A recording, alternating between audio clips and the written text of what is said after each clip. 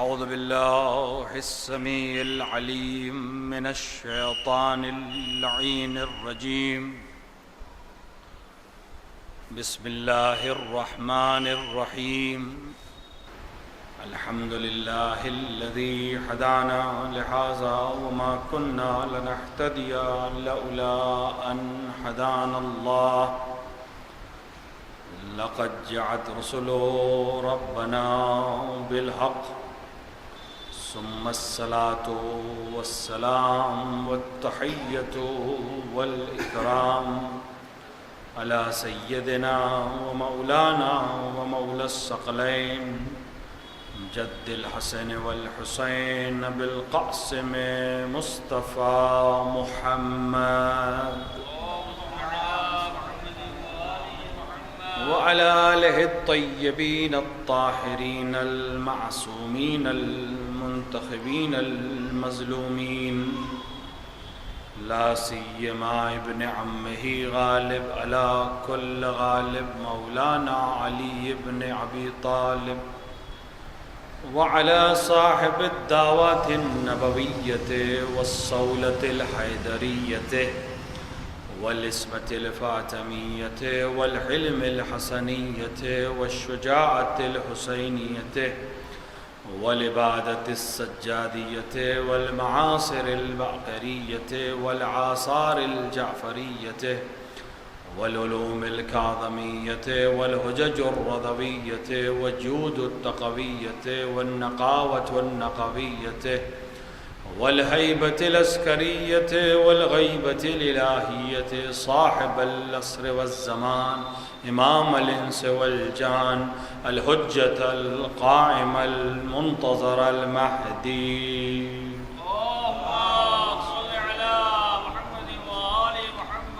ولعنة الله على أعدائهم أجمعين من يوم ظلمهم إلى لقاء يوم الدين وبعد يوم الدين. أما بعد فقد قال رسول الله صلى الله عليه وآله: إنا لقتل الحسين حرارة في قلوب المؤمنين لا تبردوا أبدا. صلوات پڑھیں محمد وآل محمد.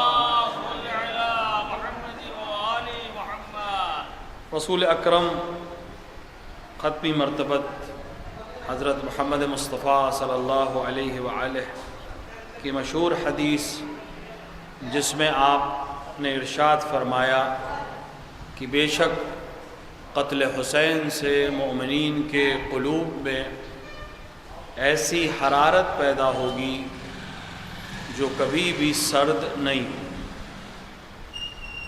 اس حدیث مبارکہ کے ذیل میں کچھ باتیں آپ کے سامنے پیش کی گئیں، اور ہماری صحیح اور کوشش یہی ہونی چاہیے کہ ہم امام حسین علیہ السلام کے صدقے میں اور ان کے طفیل میں اور ان کی برکت سے جو اکٹھا ہوتے ہیں، اور یہ مجالس اور یہ فرش عزا کی جو نعمت ہمیں حاصل ہے، اس کے ذریعے سے ہم امام حسین علیہ السلام کے پیغام کو سمجھیں اور دوسروں تک پہنچائیں. امام حسین صرف کسی خاص قبیلے کے یا کسی خاص قوم کے یا کسی خاص خاندان کے نجات کے لیے نہیں نکلے تھے، بلکہ بشریت کے بچانے کے لیے، بشریت کو کمال تک پہنچانے کے لیے، اور ہر اس انسان کو جو اپنے آپ کو انسان کہتا ہے یہ سکھانے کے لیے نکلے تھے کہ انسانیت کسے کہتے ہیں، انسان کسے کہتے ہیں، اور وہ مقام انسانیت جس پر خدا نے فخر کیا کہ میں نے تمہیں احسن تقویم پہ خلق کیا ہے، وہ کون سا مقام ہے. کیونکہ اگر خالق اعظم کسی چیز کے لیے فخر و مباحات کر رہا ہے تو اس کے اندر وہ چیز پائی جانی چاہیے. اگر خدا فرشتوں کے اوپر انسانوں کے سلسلے میں فخر اور مباحات کر رہا ہے تو پھر انسان کی ذمہ داری ہے کہ وہ اپنے آپ کو اس مقام پر باقی رکھنے کی صحیح اور کوشش کرے. اور حسین سے بہتر اس چیز کا درس دینے والا کوئی اور نہیں ہے. امام حسین کی اس نہضت میں اور اس تحریک میں اور اس انقلاب میں جو کچھ چیزیں ہمارے تک علماء نے، ذاکرین نے، خطباء نے، واعظین نے پہنچائی ہیں، ان پیغامات میں، ان مقاصد میں اگر انسان یہ سوچنے لگے کہ یہی مقصد تھا قیام کا، تو یہ بہت ادنا سی بات ہوگی۔ کوئی ایک مقصد نہیں ہے، بہت سارے مقاصد ہیں اس قیام کے۔ اصل مقصد ہے انسانیت کی نجات، انسانیت کو اس مقام اعلیٰ تک پہنچانا جس کے لیے خداوند عالم نے اسے خلق کیا ہے، لیکن اس مقام تک پہنچنے کے لیے اسے بہت سے مراحل کو طے کرنا ہے، اور ان تمام مراحل تک پہنچنا ہی مقصد قیام ہے۔ صرف ایک چیز کو ہم سوچیں کہ یہی مقصد ہے، ایسا نہیں ہے، ہر چیز مقصد ہے۔ ہاں آپ اس کو کیٹیگرائز کر سکتے ہیں، لیکن صرف ایک چیز کے اوپر کہ یہی مقصد ہے ایسا نہیں، بہت سے مقاصد ہیں۔ یقیناً امام حسین علیہ السلام نے اپنے مقصد کو بھی واضح کر دیا ہے، جو آپ نے فرمایا کہ میں نکل رہا ہوں امر بالمعروف اور نہی عن المنکر کرنے کے لیے، ہدف اصلاح ہے، امت ہے، رسول ہے، اور میں چاہتا ہوں کہ اپنے نانا اور اپنے بابا علی مرتضیٰ کی سیرت کو زندہ کروں۔ یہ کیٹیگریز ہیں، یہ اصل مقاصد ہیں، لیکن اس تک پہنچنے کے لیے پہلے بہت سے مقدمے ہیں جن کو ہمیں حاصل کرنا پڑے گا۔ جیسے آپ کو نماز پڑھنی ہے، تو نماز ہمارا مقصد ہے نہیں، مقصد ہے عبادت کرنا خدا کی۔ خدا نے عبادتوں میں ایک عبادت جو ہم پر فرض کی ہے وہ ہے نماز، لیکن اس کا یہ مطلب نہیں کہ ہم نے نماز پڑھ لی تو باقی عبادتیں ساقط ہو جائیں گی، نہیں، وہ بھی کرنی ہے، یہ بھی کرنا ہے، اور اس کو کرنے میں بھی بہت سے مقدمے، یہ نہیں آپ کھڑے ہو گئے بس۔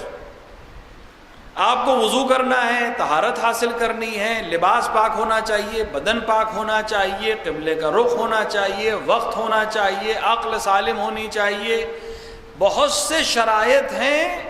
جب یہ سارے شرائط ہو جائیں تب آپ اس لائق ہیں کہ بارگاہ الہی میں کھڑے ہو کر 2 رکعت نماز پڑھ کر قصد قربت کے ساتھ اس کی عبادت کر سکیں۔ اگر ان مقدمات میں سے کوئی ایک مقدمہ بھی آپ نے جان بوجھ کر غلطی کی یا چھوڑ دیا تو آپ کی وہ عبادت نہیں رہ جائے گی۔ آپ وضو کیے بغیر کھڑے ہو جائیں، نجس لباس میں کھڑے ہو جائیں، وقت سے پہلے کھڑے ہو جائیں، قبلے کے منحرف کھڑے ہو جائیں، یہ سب مقدمات میں سے تھا، اصل نماز میں تو نہیں داخل ہے، مقدمات میں سے، نماز سے پہلے ان کو حل کر لینا ہے۔ تو اگر ان کو چھوڑ دیں ان میں سے کسی ایک کو تو کیا نماز صحیح ہو جائے گی؟ نہیں، آپ نے وہی 2 رکعت نماز پڑھی، وہی سورہ ہم پڑھا، وہی انا اعطینا پڑھا، وہی ذکر سجدہ کیا، وہی ذکر رکوع پڑھا، لیکن چونکہ وضو نہیں تھا لہٰذا یہ نماز نہیں۔ وضو تھا، لباس طاہر نہیں تھا، یہ نماز نہیں۔ لباس طاہر تھا، مکان غصبی تھا، جس مکان میں نماز پڑھ رہے تھے وہ غصبی تھا، سب صحیح ہے لیکن نماز صحیح نہیں ہے۔ تو ہر مقدمے کے بعد یہ اصل عمل قابل قبول ہوگا۔ امام حسین بھی فرما رہے کہ میں اصلاح کرنا چاہتا ہوں۔ اصلاح کیسے ہوگی یہ بیان کر دیا کہ اصلاح ہوگی، میرے جد کی امت کی اصلاح کرنے نکلا ہوں۔ ہر ایک اصلاح کا لفظ استعمال کر سکتا تھا، لیکن امام نے فرمایا کہ میں اصلاح کرنے آ رہا ہوں، اور یہ اصلاح کیسے ہوگی؟ امر بالمعروف و نہی عن المنکر کے ذریعے۔ امر بالمعروف کوئی ایک چیز نہیں ہے، ہر نیکی اس میں آ گئی۔ اگر کسی معاشرے کی اصلاح ہونی ہے تو اس میں ہر معروف صحیح سے عمل پیرا ہوگا، تب وہ معاشرہ اس لائق ہوگا کہ آپ کہہ سکیں کہ یہ وہ معاشرہ ہے جو حسین ابن علی کا پسندیدہ معاشرہ ہے۔ نہی عن المنکر کرنا چاہتا ہوں، جب جب منکر موجود ہوگا کسی سماج میں، چاہے وہ ہماری نظر میں بہت چھوٹی سی چیز ہو چاہے بہت بڑی چیز ہو، اگر وہ منکر موجود ہے تو ابھی حسین نے جو قیام کیا ہے اس مقصد کو حاصل کرنے میں اس سماج کو کوشش کرنی چاہیے۔ اور یہ امر بالمعروف اور نہی عن المنکر بھی ہر روش سے اور ہر طریقے سے نہیں ہوگا، اس میں بھی طریقہ کس کا ہوگا؟ میرے جد کی سیرت اور میرے بابا علی مرتضیٰ کی سیرت. یہ بہت اہم چیزیں ہیں. امام حسین نے مقصد بھی بیان کر دیا، طریقہ بھی بیان کر دیا، روش اور اپنے لیے قابل قبول سیرت کو بھی بیان کر دیا.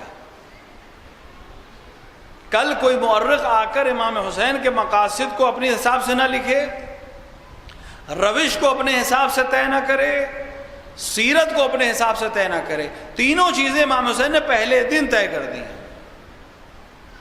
ہمیں کرنا یہ ہے کہ ہمیں اس سیرت کو سمجھنے کی کوشش کرنی ہے اور اس سیرت کی اہمیت کو سمجھنے کی کوشش کرنی ہے. امر بالمعروف کیسے ہوگا؟ سیرت رسول پر ہوگا. جیسے رسول امر بالمعروف کرتے تھے، جیسے رسول نہی عن المنکر کرتے تھے. رسول نے لاٹھی اٹھا کر نہ امر بالمعروف کیا نہ نہی عن المنکر کیا. ہمارے اکثر ہو جاتا ہے غصے میں آ گئے، نماز ہی کے لیے کہہ رہے ہیں، لیکن اتنے طیش اور اتنے غضب میں آ گئے کہ مومنین پہ لاٹھی برسانے لگے کہ نماز نہیں پڑھتا ہے. رسول کی پوری سیرت میں یہ عمل نہیں مل رہا ہے. جب رسول کی سیرت میں نہیں ہے تو ہم کیسے کر سکتے ہیں؟ اگر سیرت رسول پہ چلنا ہے، اگر کسی اور کی بنائی ہوئی سیرت پہ چلنا ہے تو پھر بات الگ ہو جاتی ہے. امام حسین کہہ رہے ہیں رسول کی سیرت زندہ کرنا چاہتا ہوں، اپنے بابا علی مرتضیٰ کی سیرت پہ چلنا چاہتا ہوں. منکر سے روکنا ہے، اس کے شرائط ہے. جس طرح رسول نے روکا، جس طرح امیر المومنین نے روکا، اسی طرح ہمیں روکنا ہے. اگر ہم اس سے آگے بڑھ جائیں گے تو حدیث موجود ہے کہ جو ان سے آگے بڑھا وہ بھی ہلاک ہے، جو ان سے پیچھے رہ گیا وہ بھی فنا ہے. یہ حدیث صرف اسی جگہ پہ نہیں ہے کہ نام یاد ہو جائے، نہیں، سیرت وہی ہونی چاہیے. ہم اچھا کام کرنا چاہتے ہیں لیکن اچھا کرتے ہوئے خیال رکھنا ہے کہ اس سیرت کے خلاف نہ ہو جائے جس کی وجہ سے اچھا کرنا چاہ رہے تھے. امیر المومنین سے پہلے حاکم شام کی فوج پہنچ گئی صفین کے میدان میں، دریا پہ قبضہ کر لیا. امیر المومنین کی فوجیں جب پہنچی ان پہ بندشیں عام کر دی. ظاہر ہے کہ اگر ایک لشکر پہنچا ہے اور اس کے پاس پانی نہیں ہے اور پانی تک جانے کی اسے اجازت نہیں ہے تو پھر جنگ سے پہلے یہ ختم ہو جائے گا. امیر المومنین سے اجازت لی. امام حسن، امام حسین، محمد حنفیہ جیسے بزرگ ہستیاں، مالک اشتر اور اس طرح کے بزرگ افراد نے فرات پہ قبضہ کر لیا. حاکم شام کے لشکر کو وہاں سے ہٹایا اور اب فرات پر علوی لشکر کا قبضہ تھا. کچھ لوگوں نے آ کے امیر المومنین کو یہی رائے دی کہ جس طرح انہوں نے ہم پر پانی بند کیا تو ہم بھی بند کر دیتے ہیں، جنگ کی ضرورت ہی نہیں پڑے گی، ابھی ہم سے چھین نہیں سکیں گے، اور اگر جنگ اس حال میں ہم سے کریں گے بھوکے پیاسے تو ہم بہت جلد ان پہ غلبہ حاصل کر لیں گے. امیر المومنین کہا نہیں، میں اس کے لیے نہیں جنگ کر رہا ہوں، یہ روش میرے رسول کی روش کے خلاف ہے. پانی خدا نے تمام مخلوقات کے لیے خلق کیا ہے، مجھے حق نہیں ہے، نہ تمہیں میں اس کی اجازت دوں گا کہ دشمن ہی صحیح میں اس پر پانی کی بندش لگا دوں. کہنے والا کہہ سکتا ہے یا امیر المومنین آپ ان سے جنگ کرنے آئے، کل انہیں قتل کریں گے.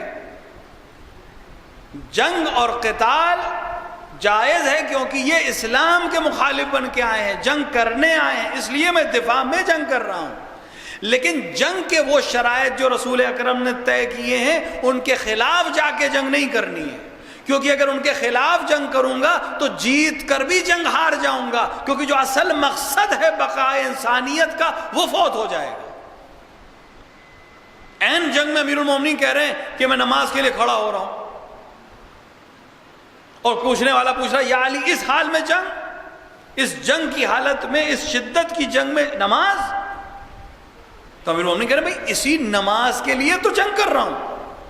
اگر مقصد ہی بھول گئے، مقدمہ مقصد نہیں ہے، اصل مقصد یہ نماز کے لیے جنگ ہے، اگر جنگ کے دوران نماز ہی ترک ہو جائے تو پھر کیا فائدہ ہے؟ یہ وہ سیرت ہے جس کے لیے حسین باہر آ رہے ہیں. کیوں یہ حالات ہوئے ہیں مسلمانوں کے؟ کیونکہ رسول کو بھلا دیا ہے، سیرت رسول کو بھلا دیا ہے. سیرت علوی کو بھلا دیا ہے. کلمہ تو پڑھ رہے ہیں لا الہ الا اللہ محمد رسول اللہ، لیکن نہ اللہ کو اس طرح پہچانتے ہیں جیسے پہچاننا چاہیے، اور نہ رسول کو ویسے پہچانتے ہیں جیسے پہچاننا چاہیے. کل میں نے آپ کے سامنے عرض کیا تھا، حرمت اگر پامال ہوتی ہے کسی معاشرے میں تو وہ معاشرہ تنزلی کی طرف جاتا ہے، نقصان کی طرف جاتا ہے. قرآن کی حرمت پامال ہوئی، معاشرہ اس حال میں گیا. رسول کی حرمت پامال ہوئی، معاشرہ اس حالات میں پہنچا. بہت ضروری ہے کہ قرآن کی حرمت محفوظ رہے، رسول کی حرمت محفوظ رہے، اور ان حرمتوں کا پاس و لحاظ رکھنا ہر مسلمان کی ذمہ داری ہے. ہر 6 مہینے پہ کانفرنس کر کے ناموس رسالت کی حل نہیں ہوگا. ہمیں خود اپنے کردار کو دیکھنا پڑے گا کہ ہم رسول کی حرمت خود تو پامال نہیں کر رہے ہیں. رسول کی ناموس کی حفاظت کے لیے بڑی بڑی مسلمان کانفرنسز کر رہے ہیں ہر 6 مہینے پہ، لیکن خود سیرت رسول پہ عمل کرنے کو تیار نہیں، خود قول رسول پہ عمل کرنے کو تیار نہیں ہے. جب آپ کلمہ گو ہو کے رسول کی سیرت پہ نہیں چل رہے ہیں تو مخالف سے کیسے توقع کر رہے ہیں کہ وہ رسول کا احترام کرے گا؟ توہین رسالت پہ کانفرنس ہو رہی ہے. توہین رسالت کیا یہ نہیں ہے کہ رسالت جس چیز کا اعلان کر رہی ہے آپ اسے قبول کر لیجئے؟ اگر رسول کسی میدان میں 1.25 لاکھ مسلمانوں کے درمیان اپنا جانشین کسی کو اعلان کر رہے ہیں تو اب احترام رسول یہ ہے کہ اس جانشین کو قبول کیا جائے. اگر اس کے بعد بھی سازشیں کی جائیں، اس کے بعد بھی سقیفہ میں بیٹھ کر کسی اور کو اپنا امام یا خلیفہ بنا لیا جائے تو اس سے بڑی توہین رسالت کیا ہوگی؟ جب آپ توہین رسالت کی ابتدا کریں گے تو دوسروں سے کیسے توقع کر رہے ہیں؟ اور یہ تو بہت بعد کے مرحلہ ہے. جب رسول ایک لشکر کے 50 لوگوں سے کہہ رہے ہیں کہ تم کچھ بھی ہو جائے جنگ میں یہاں سے نہ ہلنا، کچھ بھی ہو جائے جنگ کے جو بھی معاملات ہوں، جو بھی نتیجہ ہو، تم 50 تیر انداز اس جگہ سے نہیں ہٹنا. اور جنگ جب مسلمانوں کے فیور میں ہو گئی اور یہ 50 میں سے صرف 2 وہاں رکے، باقی سب مال غنیمت کے لیے چلے گئے، تو وہ مقصد کس کو سمجھ رہے تھے؟ جنگ جیتنے کو اور مال غنیمت حاصل کرنے کو، جبکہ مقصد تھا اطاعت رسول کرنا. اگر وہ اطاعت رسول کرتے رہتے جنگ بھی جیتتے، مال غنیمت بھی حاصل کرتے اور اصل مقصد کو بھی حاصل کرتے. لیکن چونکہ اصل مقصد سے منحرف ہو گئے، اطاعت رسول سے منحرف ہو گئے، جنگ بھی ہارے، مال غنیمت بھی ہاتھ سے گیا، جان بھی گئی، اور رسول کی اطاعت نہ کرنے کا جو عقاب ہوگا وہ تو اپنی جگہ پہ. تو ہمیں اصل مقصد کو یاد رکھنا ہے. حرمتیں نہیں پامال ہوں. وہ رسول جس کا احترام خدا نے کیا، جس پہ فقر و مباحات خدا نے کیا. قرآن میں خدا نے انبیاء کا نام لیا ہے، انبیاء کو خطاب کیا ہے، لیکن پورے قرآن میں رسول کو کبھی نام سے خطاب نہیں کیا ہے. یا موسیٰ ملے گا آپ کو قرآن میں، یا داؤد ملے گا قرآن میں، یا ابراہیم ملے گا قرآن میں، لیکن رسول کے نام گرامی کے ساتھ حرف ندا یا نہیں ملے گا. قرآن میں صرف 4 جگہ رسول کا نام گرامی ہے، لیکن وہ بیان میں ہے، پکارتے وقت نہیں ہے. رسول کو جب پکارا عہدے کے ساتھ پکارا، یا ایھا الرسول، کبھی طٰہٰ کہا، کبھی یاسین کہا، کبھی مزمل کہا، کبھی مدثر کہا، کبھی نام نہیں لیا. پیغمبر کا احترام سکھا رہا ہے خدا کہ میں خدا ہو کر، خالق ہو کر یہ پسند نہیں کرتا کہ مقام خطاب میں اپنے محبوب کا نام لوں. دیگر انبیاء کا نام لیا ہے اس نے، لیکن رسالت مآب کا نام سے خطاب نہیں کیا. مسلمانوں کو حکم دیا قرآن میں کہ رسول کو ایسے نہ پکارا کرو جیسے ایک دوسرے کو پکارتے ہو، اور خود حکم نہیں دیا، عمل خود بھی کیا۔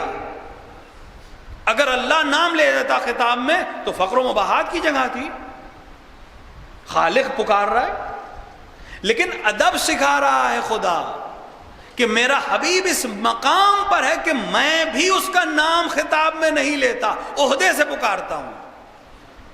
یہ عظمت ہے پیغمبر کی، یہ حرمت ہے پیغمبر کی۔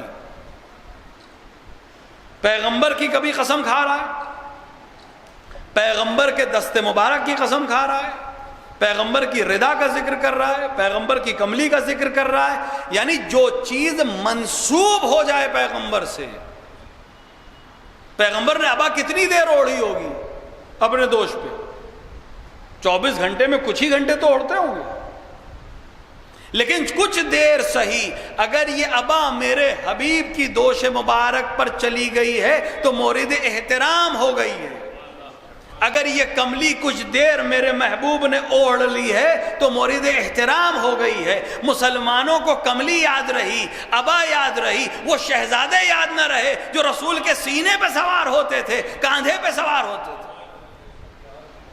جو کملی، جو ابا کچھ دیر کے لیے رسول کا حصہ نہیں ہے، رسول کا حصہ نہیں ہے، ایک لباس ہے، دوسروں کے پاس بھی ویسے ہی لباس ہے، لیکن یہ لباس، یہ کپڑا اگر کچھ دیر کے لیے میرے محبوب کے جسم سے مس ہو جائے تو قابل احترام ہے۔ اگر لباس جو کچھ دیر جسم پہ رہے گا، کچھ دیر جسم سے الگ ہو جائے گا، کل کسی اور کا ہو سکتا ہے، رسول کسی اور کو بھی دے سکتے ہیں، ہبہ کر سکتے ہیں، ہدیہ کر سکتے ہیں، اس کا اتنا احترام ہے صرف مس ہو جانے کی وجہ سے۔ تو وہ شہزادہ جو خون رسول کا خون ہے، جو زبان چوس کے پیدا ہوا بڑا ہوا ہے، اس کا احترام کس مقام پر ہو؟ لہذا دشمنوں نے رسول کی حرمت کو پامال کیا۔ جب رسول کی حرمت پامال ہو جائے گی تو آل رسول کی حرمت اپنے آپ ختم ہو جائے گی۔ جب معاشرے میں رسول ہی کی حرمت نہیں رہ جائے گی تو پھر آل رسول کی حرمت کی تو بات ہی نہیں آئے گی۔ اگر رسول کے آواز پر آواز بلند کی جا سکتی ہے، رسول کے سامنے جھگڑا کیا جا سکتا ہے، تو پھر آل رسول کی تو کوئی بات ہی نہیں رہ جائے گی۔ اگر ہم رسول کی بات کا انکار کر سکتے ہیں، رسول کے بنائے ہوئے اور منتخب کیے ہوئے کو چھوڑ سکتے ہیں، تو پھر ہم آل رسول کو کیوں مانیں گے؟ کتنا احترام ہے اس پیغمبر کا خدا کی نظر میں۔ قرآن مجید سے ہی اگر میں پیش کرنا چاہوں تو بہت تفصیلی بحث ہے۔ احترام پیغمبر، مقام پیغمبر، تمام انبیاء کو خدا نے اپنے عبد کی طرف نسبت دی ہے۔ عبدنا ابراہیم، عبدنا موسیٰ، ہمارا بندہ موسیٰ، ہمارا بندہ ابراہیم۔ یہ فخر ہے بھئی، ہم کہیں کہ ہم اللہ کے بندے ہیں، سبھی کہتے ہیں، کہتے سب ہیں، کتنے ہوتے ہیں اس میں سے اللہ کے بندے؟ خلقت کے لحاظ سے تو ہیں، لیکن عمل میں اللہ کے بندے ہیں۔ کوئی شکم کا بندہ ہے، کوئی عہدے کا بندہ ہے، کوئی مال کا بندہ ہے۔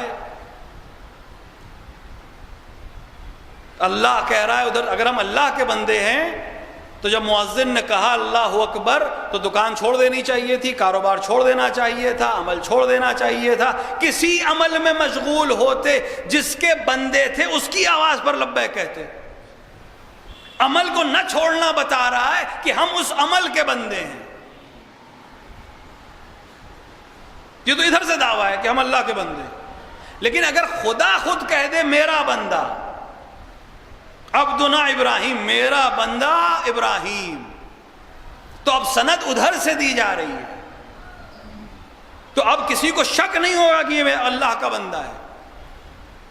لیکن جہاں جہاں قرآن میں عبد کی طرف نسبت دی ہے وہاں اس عبد کا نام لیا ہے، عبدنا ابراہیم، عبدنا موسیٰ، دیگر انبیاء کا بھی نام لیا ہے، لیکن کہیں صرف عبد کہہ کر کسی کو خطاب نہیں کیا ہے پورے قرآن میں، خالی بندہ اپنی طرف نسبت دے دی۔ لیکن جب صرف بندہ کہا، نام نہیں لیا، صرف بندہ کہا، نام نہیں لیا، اور اس سے مراد صرف ایک ہی ذات تھی، سب کو سمجھ میں آ گیا کس کی بات ہو رہی ہے۔ قرآن مجید بسم اللہ الرحمن الرحیم، سبحان الذی اسری بعبدہ من المسجد الحرام من المسجد الاقصی الذی، بابرکت ہے وہ ذات جو اپنے بندے کو لے گئی اسراء پر، معراج پر۔ یہاں پر نام نہیں لیا، لیکن تمام بشریت کی سمجھ میں آ گیا کہ وہ بندہ جو خالص اللہ کا بندہ ہے، نام کی ضرورت نہیں ہے، مقام عبدیت پر اتنا اعلیٰ ہے کہ کچھ کہنے کی ضرورت نہیں ہے، وہ ذات ختمی مرتبت کی ذات ہے، محمد مصطفیٰ کی ذات ہے۔ ایک صلوات پڑھیں محمد والے۔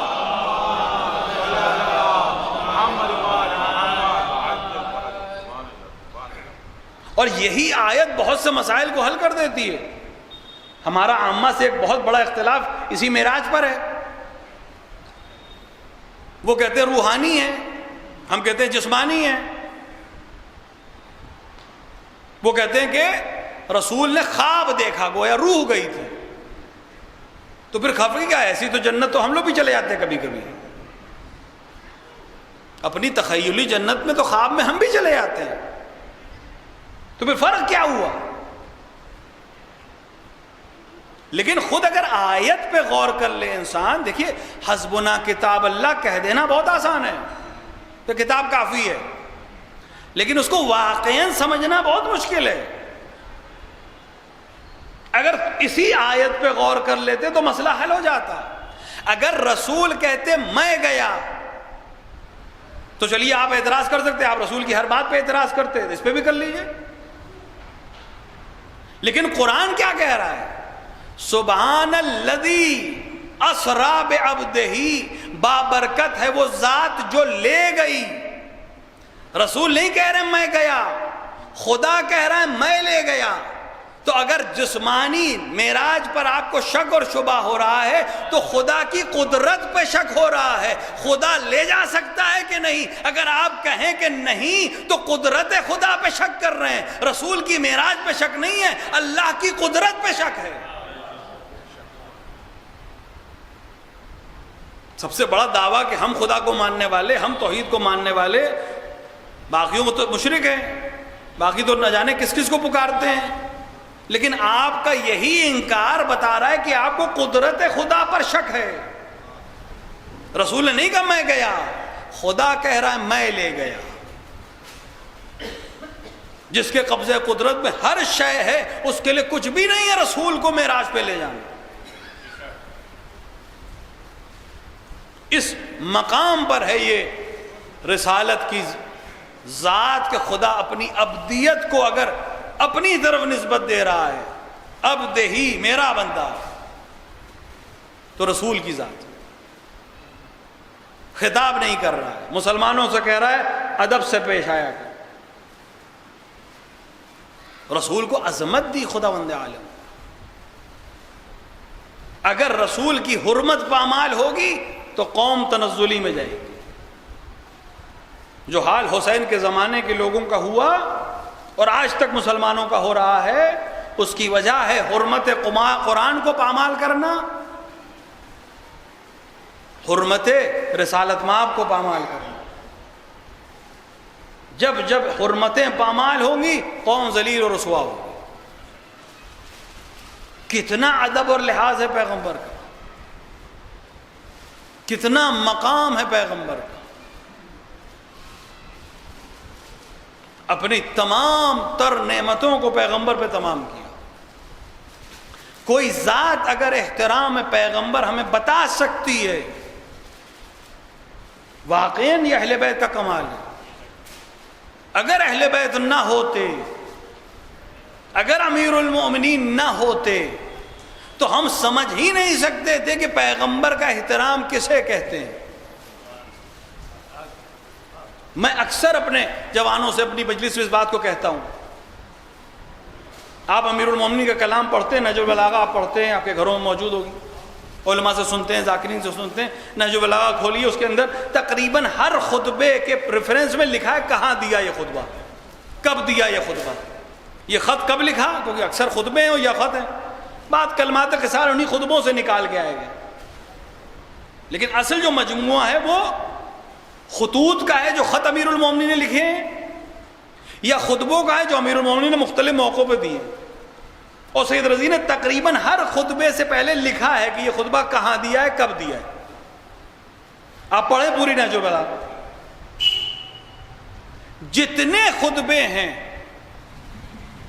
وہ سب بعد شہادت رسول ہیں، جتنے خطوط ہیں بعد شہادت رسول ہیں. یہ کیوں ہے؟ کیا امیر المومنین کو بولنا نہیں آتا تھا؟ امیر المومنین اس ذات کا نام ہے جو ولادت کے تیسرے دن آغوش پیغمبر میں آ کر توریت کی تلاوت کر رہا تھا، انجیل کی تلاوت کر رہی تھی، زبور کی تلاوت کر رہی تھی. یہیں تک بات نہیں تھی، اس قرآن کی تلاوت کی جو ابھی ظاہری طور پہ نازل بھی نہیں ہوا تھا. سورہ مومنین کی پہلی 6 آیتوں کی تلاوت کری. اب آپ یہ کہہ سکتے ہیں کہ جس کی تلاوت امیر المومنین نے کی خدا نے اس کو اپنا کلام بنا لیا، یا امیر المومنین نے قرآن کو لوح محفوظ پر نازل ہونے سے پہلے پڑھ لیا تھا لہذا تلاوت کر دی. دونوں میرے مولا کی فضیلتیں. تو وہ بچہ جو تیسرے دن کلام خدا کی تلاوت کر رہا ہے وہ ایک دم خاموش ہے، پھر کوئی خطبہ نہیں ملتا. کچھ میدان میں رجز آپ کو مل جائیں گے، احد کے میدان میں، بدر کے میدان میں، خیبر کے میدان میں. رجز ایک خاص چیز تھی، میدان جنگ میں صرف حریف کو سمجھانے کے لیے، بتانے کے لیے پڑھی جاتی تھی. رجز کے علاوہ آپ کو نہیں ملے گا. جب پیغمبر نے کبھی پوچھا یا علی کیا یہ بتا سکتے ہیں، کیا آپ جانتے ہیں، امیر المومنین نے ہمیشہ کیا کہا؟ اللہ کا رسول بہتر جانتا ہے. دیکھیں ادب، اللہ کا رسول بہتر جانتا ہے. یہ نہیں کہا میں نہیں جانتا، یہ تو وہ کہہ ہی نہیں سکتے تھے کہ نہیں جانتا، کیونکہ جب جانتے ہیں تو کیسے کہہ سکتے ہیں کہ نہیں جانتے. لیکن کہا اللہ کا رسول بہتر جانتا ہے. علی یہ کلام کر کے کیا بتانا چاہتے ہیں؟ مقام ادب کو بتانا چاہتے ہیں کہ جب بزرگ سامنے ہو تو چھوٹے کو خاموش رہنا چاہیے، اپنے علم کا اظہار نہیں کرنا چاہیے. یہ ذات خاموش کیوں ہے؟ مقام پیغمبر کو سمجھانے کے لیے. میں جانشین پیغمبر ہوں. جب تک پیغمبر مسند پہ ہیں، جب تک پیغمبر لوگوں کے درمیان ہیں، پیغمبر علوم کو نشر کریں گے، پیغمبر قرآن کی تعلیم دیں گے، پیغمبر حکمت کی تعلیم دیں گے، پیغمبر نفوس کو صحیح تربیت دیں گے. جب پیغمبر اپنے کام کر کے دنیا سے چلا جائیں گے تب میں پیغمبر کا خلیفہ ہوں، میں پیغمبر کا نائب ہوں، میں پیغمبر کا جانشین ہوں. اب میں آ کر تشریح کروں گا، اب میں قرآن سمجھاؤں گا، اب میں تعویل کروں گا، اب میں تفسیر کروں گا. علم اس وقت بھی میرے پاس تھا، لیکن پیغمبر کے مقام کا لحاظ یہ ہے کہ میں خاموش رہوں. یہ عظمت ہے، یہ کردار ہے. آپ سنتے ہیں علماء و ذاکرین سے امام حسن امام حسین کے لیے کہ بچپنے میں مسجد جاتے تھے، لوٹ کے آتے تھے اور اپنی والدہ ماجدہ کو پیغمبر کی ہر بات بتاتے تھے کہ آج پیغمبر نے مسجد میں یہ کہا، آج پیغمبر نے مسجد میں یہ کہا. صدیقہ طاہرہ نے یہ بات امیر المومنین کو بتائی. امیر المومنین نے کہا ایک دن میں سننا چاہتا ہوں بچوں کی بات کو. دروازے کے پیچھے کھڑے ہو گئے. امام حسن نے کلام کرتے ہوئے ایک بار کہا کہ مادر گرامی مجھے محسوس ہوتا ہے کہ مجھ سے بڑا سن رہا ہے. اس مقام پر کب پہنچتا ہے انسان؟ امام کے علم میں ہے کہ کون سن رہا ہے. امام کا یہ واقعہ جو ہم تک پہنچایا گیا ہے وہ اسی لیے پہنچایا گیا ہے کہ ہم بزرگ کے احترام کو سمجھیں، امام کے مقام کو سمجھیں کہ اگر ایک امام موجود ہے تو دوسرا امام امامت پہ فائز ہے لیکن احترام کر رہا ہے کہ مجھ سے بڑا سن رہا ہے، میری زبان میں لکنت محسوس ہو رہی ہے. اگر امیر المومنین نہ ہوتے تو عظمت پیغمبر ہم سمجھ نہیں سکتے تھے، احترام پیغمبر ہم نہیں سمجھ سکتے تھے.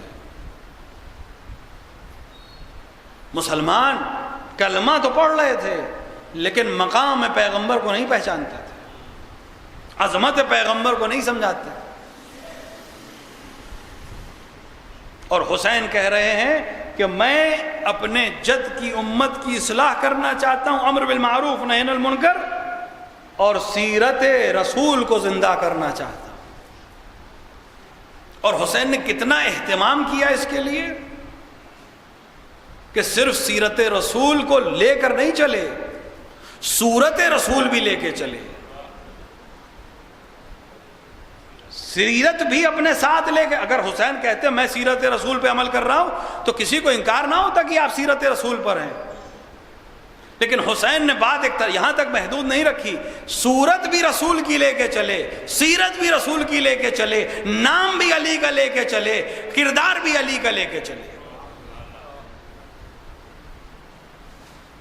یہ عام بات نہیں، یہ باپ نہیں کہہ رہا ہے بیٹے کے لیے کہ میں اس کو بھیج رہا ہوں جو صورت میں اور سیرت میں اور رفتار میں اور گفتار میں تیرے محبوب کی شبیہ ترین مخلوق ہے. یہ امام کہہ رہا ہے.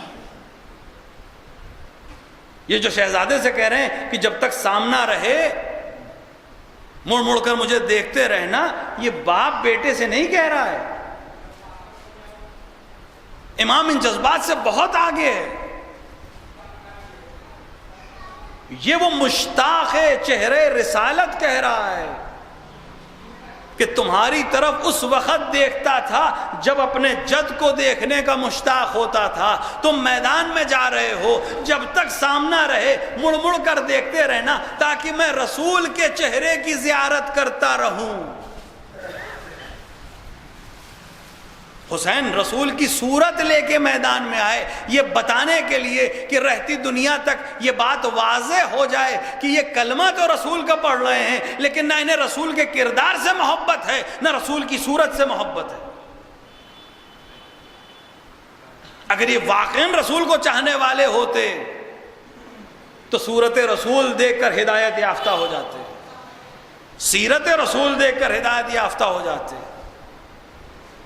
رفتار رسول کو دیکھ کر ہدایت پا لیتے، گفتار رسول کو دیکھ کے ہدایت پا لیتے. جو ہدایت پانے والے تھے وہ پا گئے.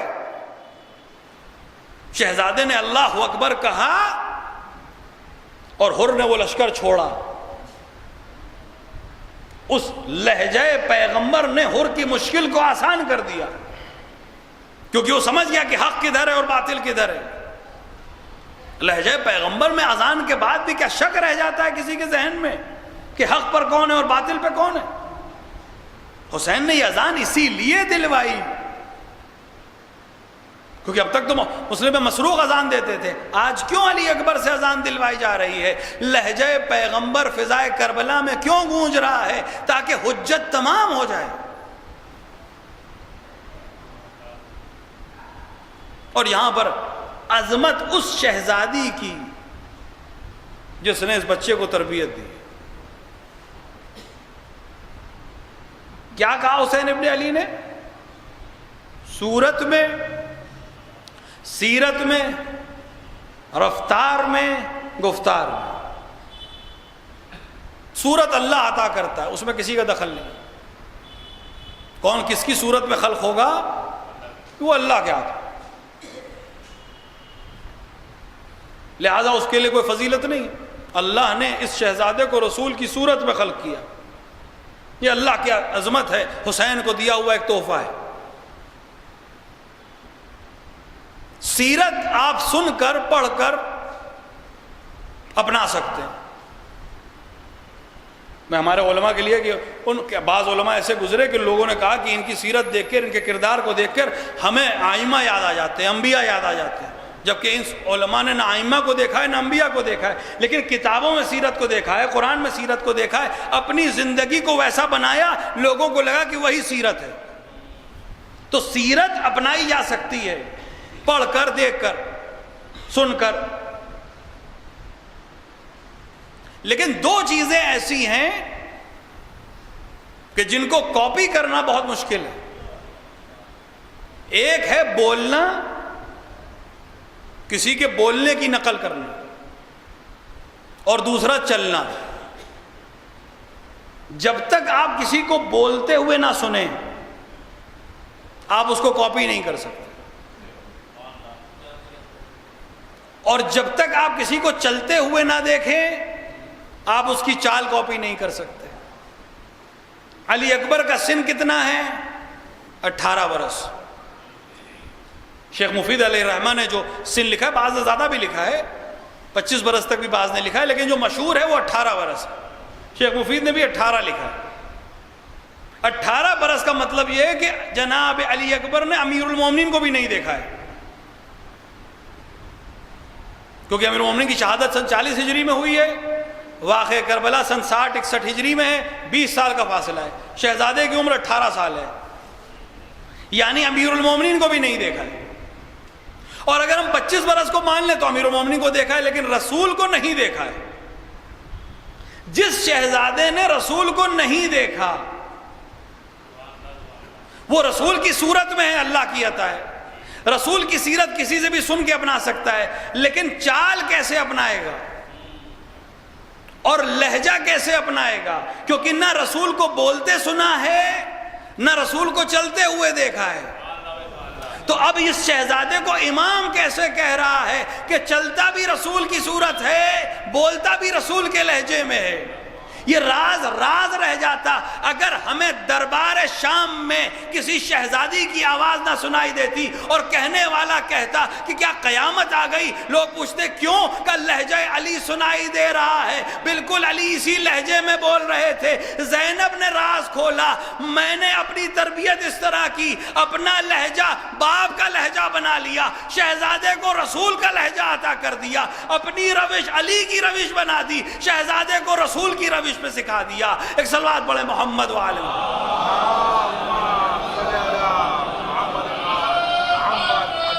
یا علی۔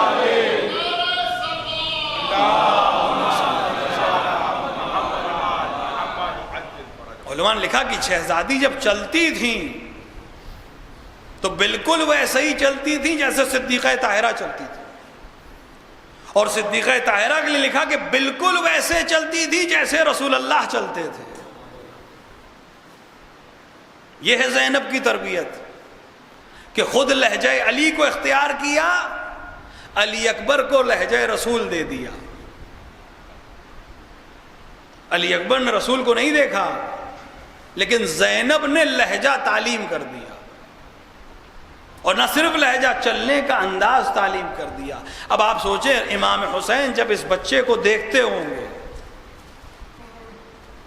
جو لہجہ پیغمبر میں گفتگو کرتا ہے، جو چلتا ہے تو رسالت مآب کی طرح چلتا ہے، دکھتا ہے تو رسول کی طرح دکھتا ہے، پیغمبر کی شکل کو دیکھ کر، رفتار کو دیکھ کر، گفتار کو دیکھ کر حسین کو کتنے مرحلے یاد آتے ہوں گے۔ یہ صرف مقام فضیلت نہیں ہے، حسین کے لیے کتنے سکون کا سبب بنتا ہوگا یہ شہزادہ۔ جب بھی رسالت مآب یاد آئے علی اکبر کے چہرے کو دیکھ لیں۔ بہت عظیم مقام ہے اس شہزادے کا، خدا آپ کو زیارت نصیب کرے، کربلا جانا نصیب کرے۔ اس مقام کو جو حاصل ہے اس شہزادے کو، ایک مقام کیا حاصل ہے؟ آپ اسی زری میں دفن ہیں جس میں امام حسین دفن ہے، باقی شہداء الگ دفن ہیں۔ امام حسین کے ساتھ صرف 2 لوگ دفن ہیں، علی اکبر، اور بعض روایات میں آپ کے سینہ اطہر پہ جناب علی اصغر۔ آپ جب زیارت پڑھتے ہیں اس شہزادے کو آپ 2 بار سلام کرتے ہیں۔ آپ کہتے ہیں السلام علی الحسین وعلی علی ابن الحسین، یا علی ابن الحسین اس زیارت میں کون ہے؟ جناب علی اکبر ہے۔ وعلی اولاد الحسین، تو جب اولاد حسین کہیں گے تو جناب علی اکبر پہ سلام ہوا کہ نہیں ہوا؟ اولاد بھی ہیں۔ تو ایک بار میں آپ جب امام حسین کو 1 سلام کرتے ہیں، جناب علی اکبر کو 2 سلام کرتے ہیں۔ باب الحوائج ہیں آپ۔ واحد وہ شہید ہے جس کو بھیجتے وقت حسین نے خدا کو گواہ بنایا۔ ویسے تو ہر عمل خدا کے لیے ہو رہا ہے، لیکن واحد شہید ہے جس کو روانہ کرتے وقت حسین نے بارگاہ الہی میں عرض کی کہ خدایا گواہ رہنا، اس کو بھیج رہا ہوں۔ جو صورت میں، سیرت میں، رفتار میں، گفتار میں تیرے محبوب کی شبیہ ترین مخلوق ہے۔ جب جب میں تیرے محبوب کی صورت کا مشتاق ہوتا تھا اس چہرے کی طرف دیکھتا تھا۔ واحد شہید ہے جس کے قاتل پر حسین نے خود لعنت کی ہے، کسی شہید کے قاتل پہ حسین نے وہاں لعنت نہیں کی۔ حسین نے روز عاشور امام حسین علیہ السلام نے کسی پہ لعنت نہیں کی ہے سوائے ایک کے، سوائے قاتل جناب علی اکبر کے، کیونکہ اس نے رسالت کی تصویر کو مخدوش کیا ہے۔ اس نے اس عمل کے ذریعے ثابت کر دیا کہ وہ کلمہ ضرور پڑھ رہے ہیں لیکن ان کا تعلق رسول سے نہیں ہے۔ یہ دو شہزادے جو کربلا میں آئے، دونوں کے نام علی، دونوں حسین کے بیٹے، وہ تو پہچاننے کے لیے ہم اکبر اور اصغر کہتے ہیں، انہوں نام تو علی ہے۔ یہ دونوں علی بہت عظیم عمل کے لیے آئے۔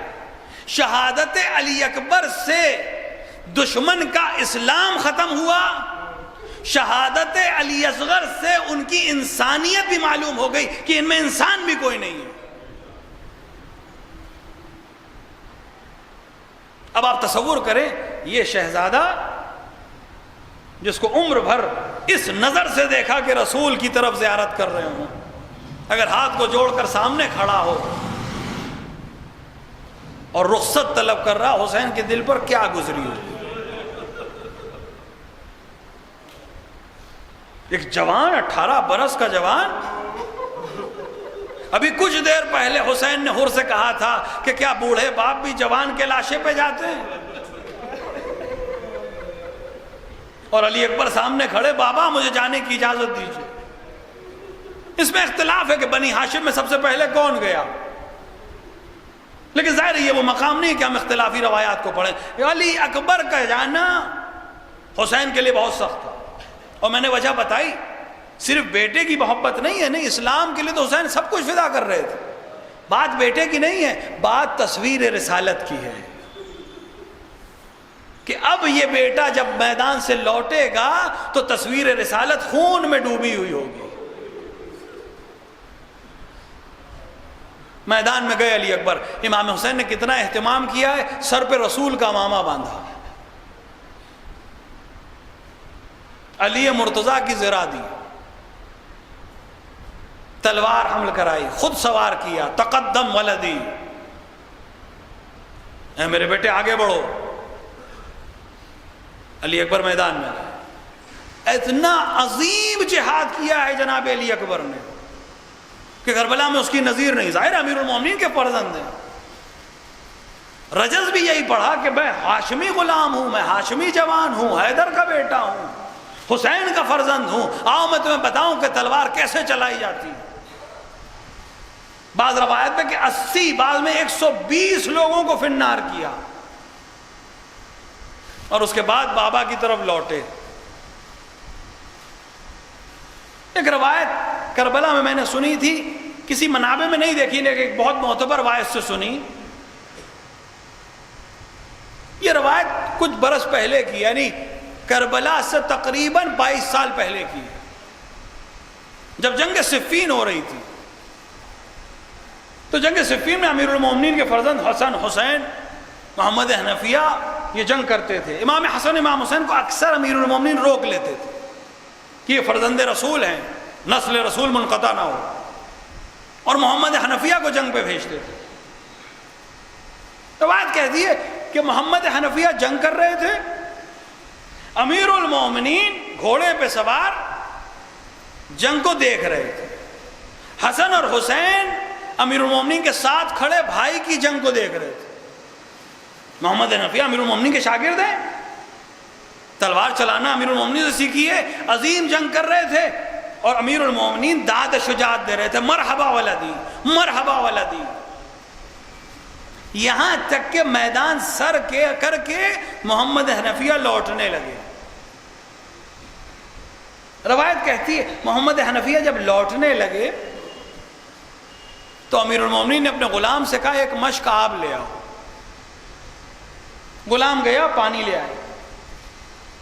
محمد حنفیہ نزدیک آئے، امیر المومنین نے مشک کے دہانے کو کھولا خود، اس میں سے کچھ پانی لیا اور امیر المومنین نے اپنے بیٹے محمد حنفیہ کے سینے کی طرف، جو زرہ پہنے ہیں انسان گرم ہو جاتی، جنگ کرتے وقت خون گر رہا ہے کڑیوں سے، کچھ پانی سینے پہ پھینکا، خود کو اتارا جو گرمی سے دہک رہا تھا، کچھ پانی خود پہ ڈالا کہ اس کی گرمی کم ہو، اور اس کے بعد ایک کاسے آب کو پر کر کے امیر المومنین نے وہ کاسا محمد حنفیہ کو دیا کہ لو بیٹا تمہارا جگر اس وقت آتش سے تپ رہا ہوگا، اس خون اس پانی کو پی کر اپنے جگر کی پیاس کو ٹھنڈا کر لو۔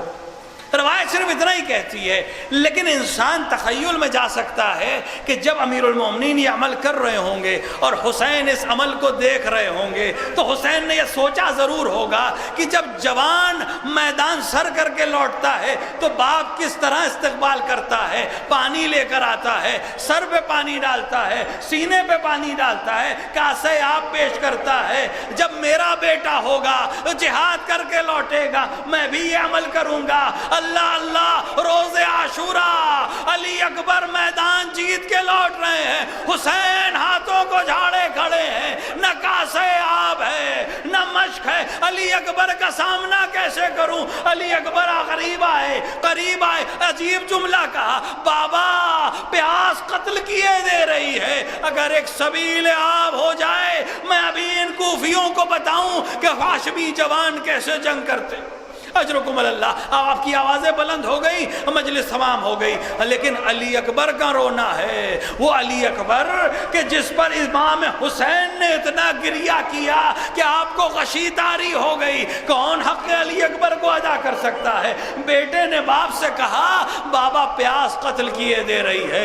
حسین نے کہا بیٹا تمہارے بابا کا ہاتھ خالی ہے، خیمے میں ایک جرعہ آب نہیں ہے۔ اس کے بعد حسین نے ایک جملہ کہا جو شاید تاریخ میں ہمیں کبھی پتہ نہ چلتا۔ دیکھیں عزیزوں، ہمیں سب کی پیاس معلوم ہے۔ علی اکبر نے اپنی پیاس کا اظہار کیا، ابو الفضل عباس نے پیاس کا اظہار کیا، سکینہ نے پیاس کا اظہار کیا، زینب و ام کلثوم نے پیاس کا اظہار کیا، لیکن ہمیں کبھی نہیں ملتا حسین نے پیاس کا اظہار کیا ہو۔ ہمیں نہیں معلوم حسین کتنے پیاسے تھے۔ اگر شہزادے کا یہ عمل نہ ہوتا دنیا کو پتہ نہ چلتا حسین کتنے پیاسے تھے۔ حسین نے کہا علی اکبر اپنی زبان میرے دہن میں دے دو۔ علی اکبر نے زبان دی، واپس کھینچی، بابا آپ کا گلا تو مجھ سے زیادہ خشک ہے۔ اجرکم اللہ۔ حسین نے ایک انگوٹھی اتاری علی اکبر کو دی، بیٹا اس کو دہن میں رکھ لو، جاؤ تمہیں تمہارے جد کوثر سے سیراب کریں گے۔ علی اکبر میدان میں گئے، جنگ کرنا شروع کی، یہاں تک کہ کسی شقی نے ایک برچھی شہزادے کے سینے پہ ماری، اور جب برچھی کھینچی تو برچھی کا پھل شہزادے کے سینے میں الجھ کر رہ گیا۔ جوان تیورا کر زمین پر آیا۔ واقعہ کربلا میں یہ واحد شہید ہے جس نے اس طرح سے حسین کو خطاب کیا۔ اب تک طریقہ یہ تھا جو گرتا تھا حسین کو پکارتا تھا، جو گرتا تھا حسین کو بلاتا تھا، جو گرتا تھا حسین سے مدد چاہتا تھا، لیکن علی اکبر نے طریقے کو بدل دیا۔ علیک من السلام یا ابتا، اے بابا آپ پر سلام آخر ہو۔ گویا یہ کہنا چاہتے ہیں بابا آنے کی ضرورت نہیں ہے، بابا تشریف نہ لائیے گا، بابا زحمت نہ کیجئے گا۔ علی اکبر گرے، ادھر علی اکبر گرے، ادھر حسین زمین پر دیورا کر گئے۔ اجرکم اللہ، اجرکم اللہ۔ ہاں تاریخ کہتی ہے حسین اٹھتے تھے گر جاتے تھے، اٹھتے تھے گر جاتے تھے، کمر کو تھامے کہتے تھے یا علی یا علی۔ علماء کہتے ہیں دو ہی وجہ ہو سکتی ہیں، یا نجف کے علی کو پکار رہے ہیں اے مشکل کشا علی، اے فاتح خیبر علی، اے دنیا کی مدد کرنے والے علی، آئیے بیٹے کی مدد کریے، جوان گم ہو گیا، حسین کو دکھائی نہیں دیتا۔ اور دوسری وجہ یہ ہو سکتی ہے کہ بیٹے کو پکار رہے ہوں اے علی اکبر اکبر حسین کی بینائی جواب دے چکی، آواز دو، آواز کے سہارے پہنچوں۔ حسین علی اکبر تک کیسے پہنچے ہمیں نہیں معلوم، تاریخ یہ کہتی ہے حسین 18 بار زمین پر گرے اور اٹھے، یہاں تک کہ جنازے کے نزدیک پہنچے، بالین علی اکبر پر پہنچے، جوان کو دیکھا، جوان سینے پہ ہاتھ رکھے ہے، ایڑیاں رگڑ رہا ہے، تصویر رسول خون میں آغشتہ ہے، ایک ایک بدن کے ایک ایک حصے سے خون بہ رہا ہے۔ حسین نے جوان کی طرف دیکھا، جوان کے چہرے پہ کرب کو دیکھا، ہاتھ کی طرف نظر گئی، جوان سینے پہ ہاتھ رکھے ہے اور ایک آہ کر رہا ہے۔ ایک بار باپ نے کہا، حسین نے کہا، بیٹا سینے پہ ہاتھ کیوں رکھے ہو؟ خدا کسی باپ کو وہ منظر نہ دکھائے جو کربلا میں حسین نے دیکھا۔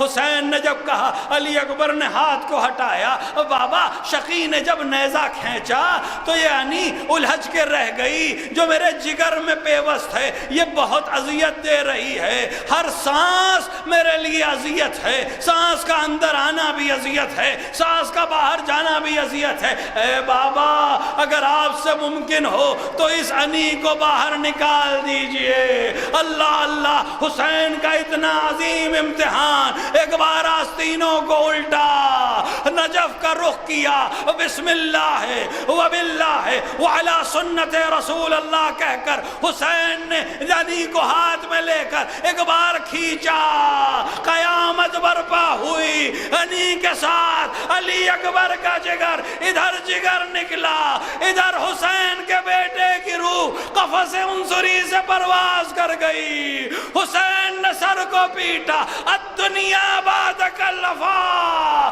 تمہارے بعد اس دنیا پر خاک۔